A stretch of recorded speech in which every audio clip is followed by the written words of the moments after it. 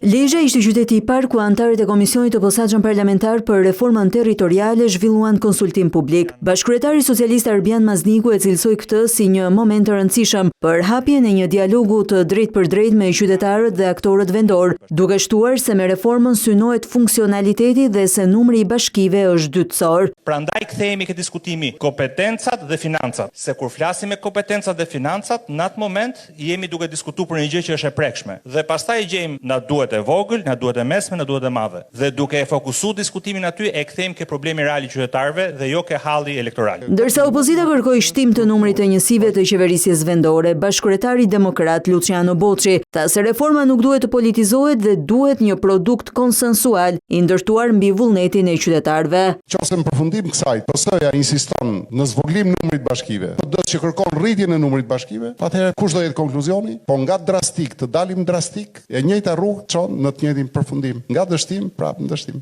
Dëgjesat me publikun për reformën territoriale, komisioni do të vijojë edhe në qytete të tjera.